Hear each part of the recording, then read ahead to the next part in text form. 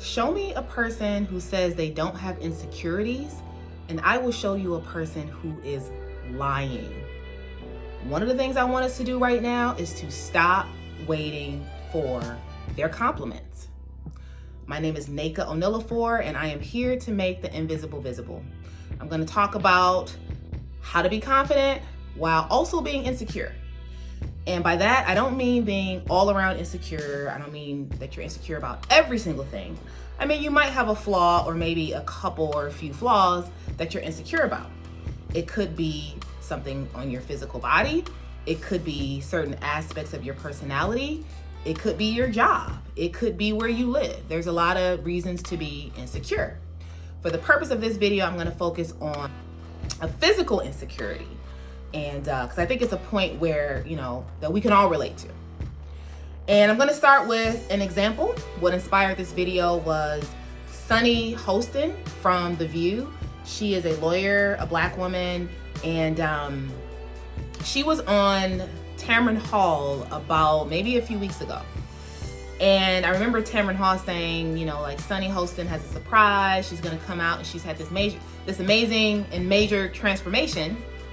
And I remember when she walked out, I was underwhelmed. And I don't mean that in a bad way. It was just, I just looked and I was like, I don't see the change. Like, I don't get why is everybody clapping?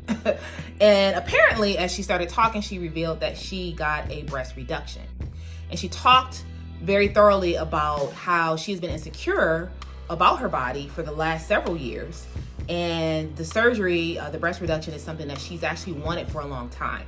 Her husband was against it, to the point where when she finally got the surgery done, she told her husband 2 days before. And she talked about how she had to get like a nurse and like additional help because she didn't have the support because no one knew she was going to do the surgery. Most people in her life, I think, were kind of against it and just really scared for her. But she got the surgery done. She talked about how she was so happy she did it and that she would be open to doing more, considering more things. And she also called out Hollywood and those in Hollywood and just openly said how so many celebrities get work done and don't talk about it. And she wanted to be the one to sort of pave the way to be more open about getting procedures done. So why did that inspire me to make this video? Well, it was interesting because the part that I fixated on was the fact that I then went back and looked at pictures of Sunny prior to the surgery and thought to myself, I actually like the way she looked better before. I actually was like, okay, I know that, again, what I think doesn't matter. It's her body and she made that decision to get a breast reduction. But even her husband, begged her not to get the reduction. What is the point here? The point I'm making is that, and this is my first point in terms of how to be confident, is just knowing that everyone's lens is different, right? Like, everyone is looking through a different lens, a different gaze. And so although you might think that everyone might be looking at you in a way and because you feel insecure about something, it doesn't mean that other people perceive that insecurity in the same way. And I'll give another example. I was actually talking with someone in my life, and we were actually sharing insecurities. And I asked this person, I said, so what is one of your insecurities? And the thing that they named, I just couldn't believe it. It was like, are you serious? Like, that is your insecurity? Because it was something that when I look at them, it's like perfection to me. I'm like, I wish I had that. You know what I mean? And they were like, no, this is my biggest insecurity. Flip side, I told this person my biggest insecurity and they were shocked. They were like, really?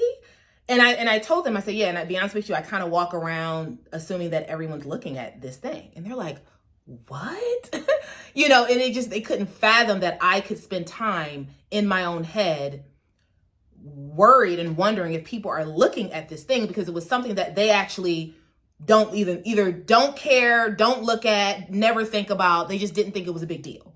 But it was something that I still struggle with. So that was very eye-opening.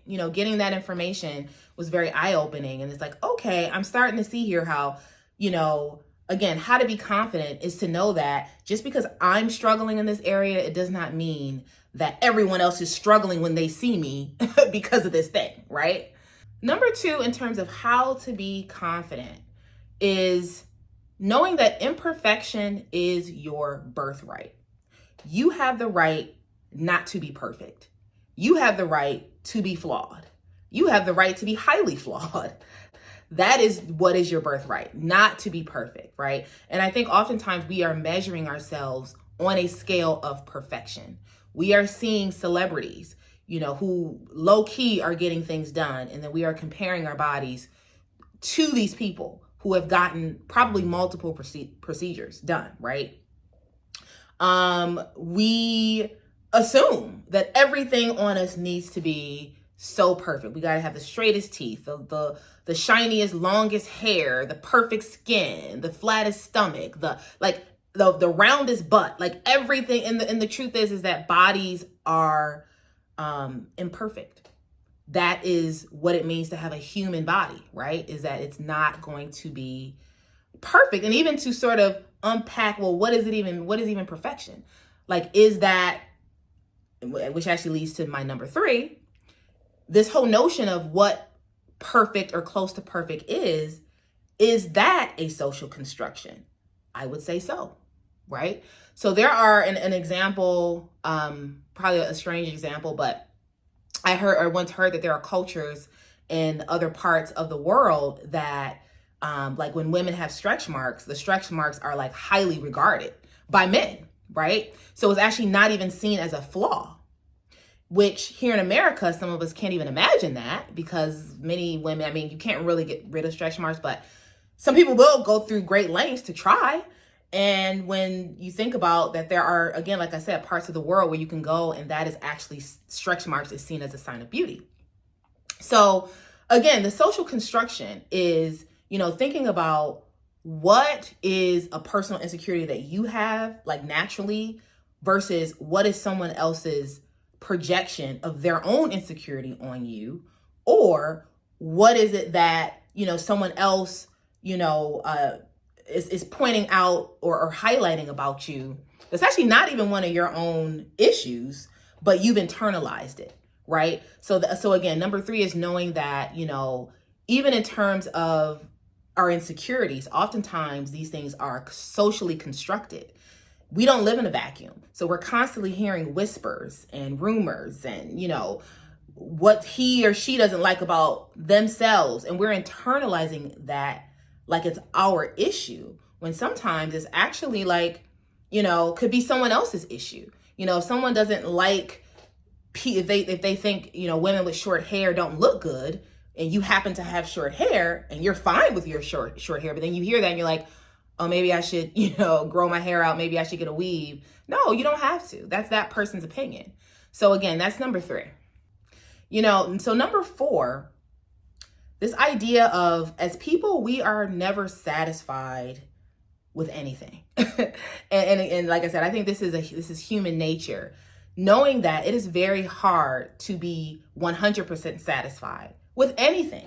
So even when you reach your goal, so say for people who have a weight loss goal, they reach their goal, they finally lost the weight, and then it's like, oh, but now I have the skin, and now I got to figure out how to remove that, right? And then you remove the skin, and it's like, oh, but now I need to build muscle. I need to have tone. And, like it just keeps going, right? Like, so again, knowing that it's really hard. Number 4 being, it's really hard to be 100% satisfied. I think it's actually impossible to be 100% satisfied with anything. It could even be a job. You wanted this job, you finally get the job, and now you're thinking about, well, how can I advance within this? Or how can I move over to a different job that's better? So I think a lot of this can be human nature.